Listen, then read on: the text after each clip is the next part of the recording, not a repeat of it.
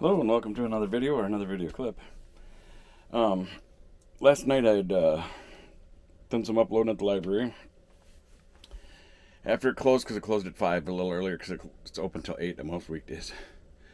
So I stayed in my camper and kept editing and uploading stuff. And last night I ended up got everything uploaded, but then I edited 4 more videos and I got like 10 more to edit yet or something like that. And plus I was going to go film this like polar plunge thing at the lake at noon today, but something told me just to stay here at the library, so I stayed overnight, and then I thought maybe I'd go to the polar plunge thing this morning, and something just told me to stay. So I lollygagged all day here, and it is 1 o'clock in the afternoon now, and I was just getting ready and go in the library, and then Gary, who I've talked about in prior videos, that I haven't told you the full story on yet.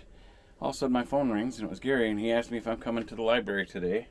And I said, matter of fact, I'm outside right now. I'm going to be coming in shortly. He said, okay, well, I'll be looking for you. So I'll tell you more about that later. I just wanted to record it now before I forget about it, because I feel like God must have been telling me to stay here, because I had other things to do and stuff, but something just told me to stay. So, and then Gary calls me, and he's here in the library, and I'm here. Told him I'll be right in. So, just thought I'd record this before I forget about it, and we'll see you on the next clip or some. Thank you, and God bless you. Hey, welcome back. Hopefully I get these clips in order. When I made that first clip earlier, that was just talking about Gary calling me, and was in the library, and I told him I'd be heading in there. It's 5:06 now, the library just closed. So I did make it in there. Gary did find me. And we ended up talking for about an hour before he had to get going. Very interesting man. I know I had said in a prior video or that I'd talk more about him. I'm going to have to do another video about him or something like that. I had made, on my other channel, New Creator, I had made a video of John Dillinger's cabin on Big Marine Lake here in Minnesota, and it had been sitting vacant for 40 years or something like that. I don't know. Anyway, so that video's had a lot of views, fair amount anyway. I don't know how many thousand views it had, but you know, it's not in the millions or nothing like that. But dang it, I'm having a problem here. Okay. That's what happens when you get big. You just don't feel comfortable or right, or something's sitting wrong or pulling on you wrong, and oh, come on. Oh, I wish I could just instantly become not skinny but in shape again. There was a point in my time that I was in my prime. Really in good shape at one point. Super good shape. Better than the average human being. I was like in a real fighter warrior shape. Really good shape. Anyway, there's that word. So, anyway, Gary, there's that word sneaking in twice on me.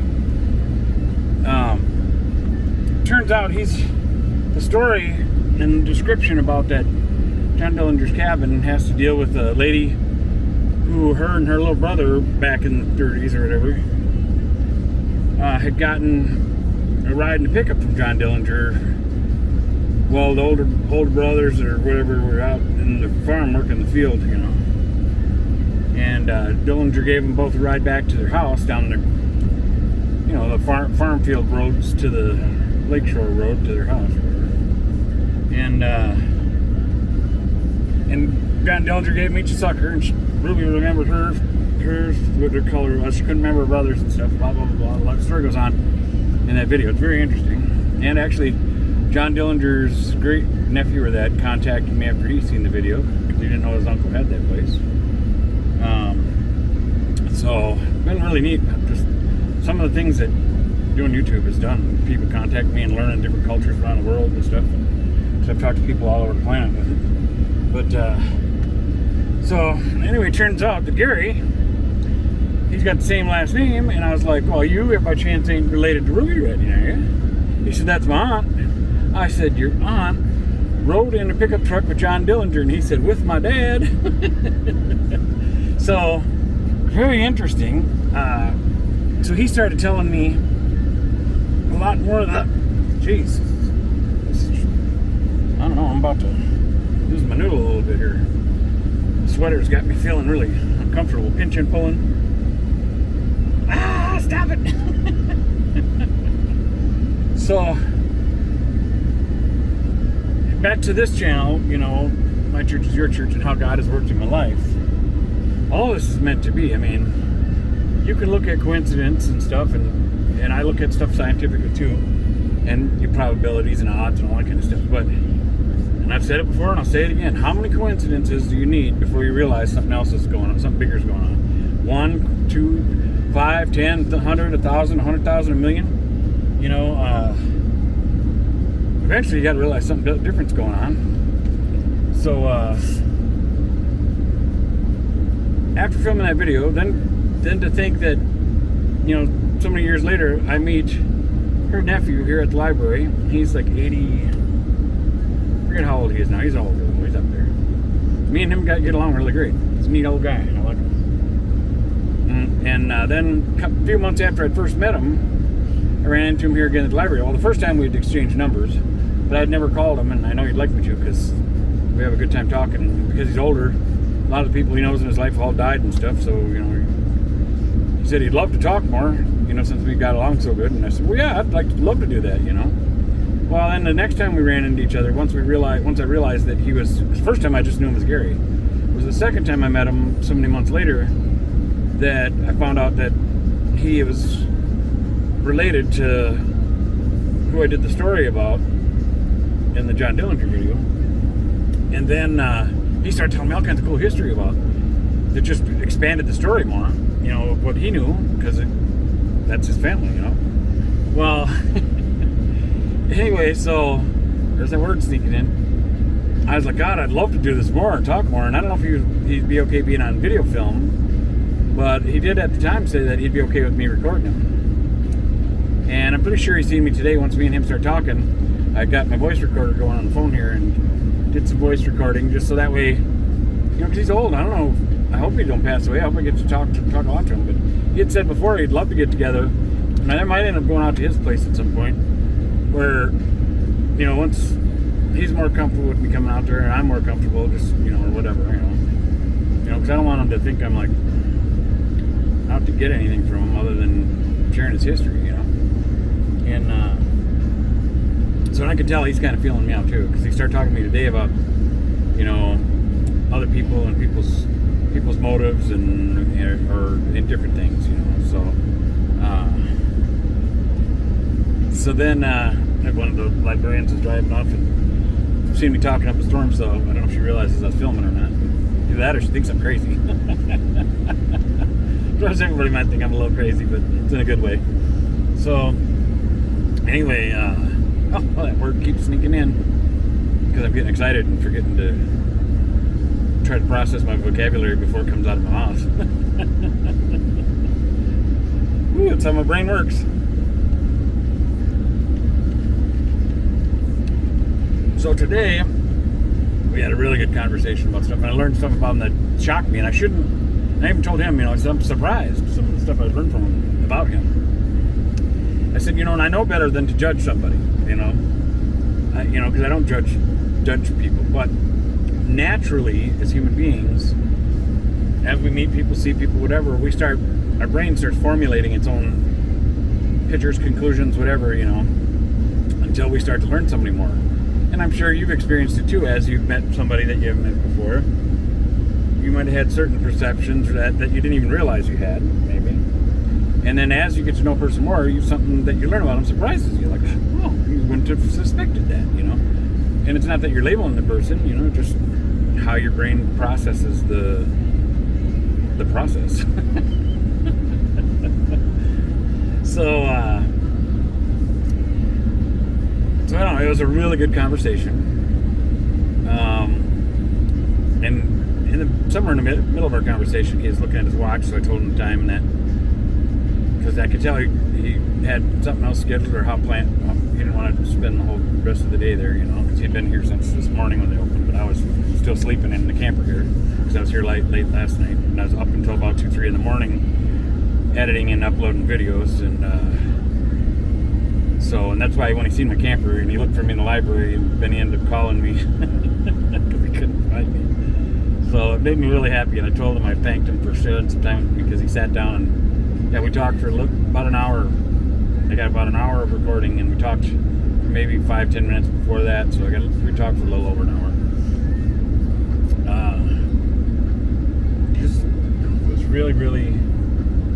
Oh, that's what I was talking about. Back to the channel. I get bouncing all over, man. If you can't tell, I'm kind of excited about this. Woohoo! So, I was gonna, for my other friend, Tony, I had put it in my phone today at noon, which is past now. They were doing the polar plunge stuff at the lake.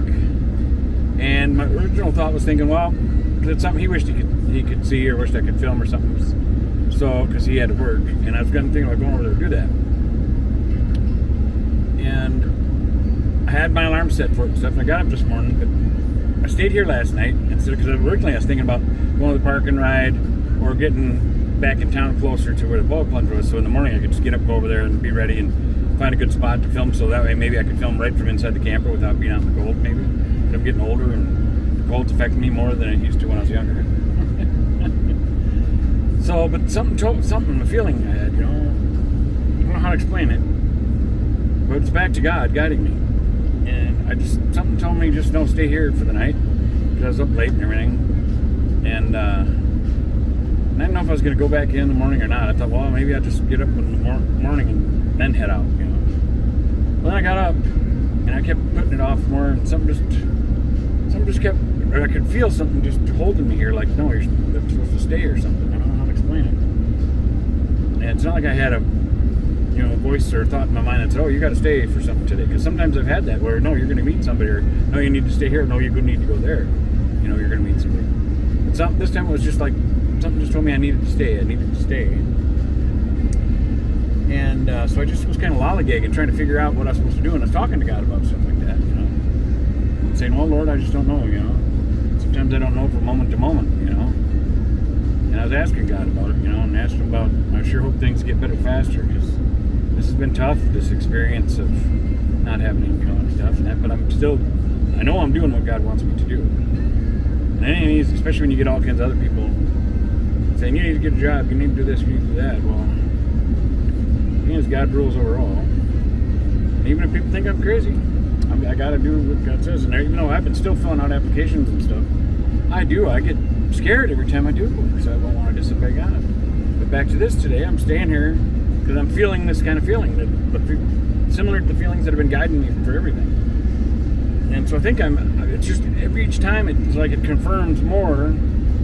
It's like God's trying to confirm to me that to keep going by faith or what I'm feeling, And